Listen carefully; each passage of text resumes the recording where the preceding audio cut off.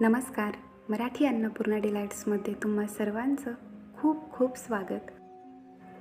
छान तळलेली आणि वरून थोडंसं मीठ मारलेली मस्त हिरवी मिरची, त्याचबरोबर गरमागरम बटाट्याची भजी घरातील प्रत्येक व्यक्तीचा आवडीचा पदार्थ असतो. पण आपण आज हा पदार्थ उपवासासाठी बनवणार आहोत.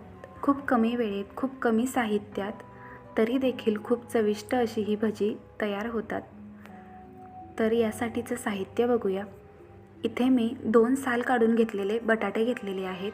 शक्यतो असा मोठा बटाटा निवडावा, म्हणजे याचे स्लाईस छान होतात आणि भजीही छान मोठे मोठे येतात. बटाट्याचे जर मोठे मोठे चिप्स हवे असतील तर शक्यतो बटाटा उभा पकडावा. असे पातळ एकदम कमी जाडीचे चिप्स आपल्याला तयार करून घ्यायचे आहेत, म्हणजे ते तेलामध्ये तळताना तळली जातात, कच्ची राहत नाही. त्यानंतर तळणीच्या हिरव्या मिरच्या घेतलेल्या आहेत, त्या मधोमध अशा कापून घेतलेल्या आहेत. चिप्स आणि तळणीच्या हिरव्या मिरच्या तयार आहेत. त्याचबरोबर मी 2 हिरव्या मिरच्या मिक्सरला फिरवून घेतलेल्या आहेत आणि त्याचा 1 चमचाभर असा जाडसर मिरचीचा ठेचा तयार करून घेतलेला आहे. तळणीच्या मिरच्या थोडासा सोनेरी रंग येऊपर्यंत तळून घ्यायच्या. त्यावर थोडंसं मीठ टाकायचं. मी इथे उपवासाच्या भगरीच्या भाकरीसाठी जे पीठ आपण तयार करून घेतो ते पीठ वापरलेलं आहे.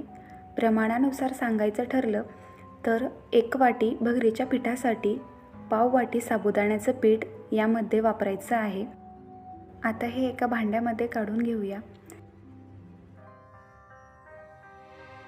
यामध्ये चवीनुसार मीठ, हिरव्या मिरचीचा ठेचा, अगदी थोडंसं किसलेलं आल्याचं प्रमाण खूप कमी वापरायचं आहे. हिरव्या मिरचीऐवजी तुम्ही लाल तिखटही वापरू शकता, पण हिरव्या मिरचीने लाल तिखटापेक्षा चव छान लागते.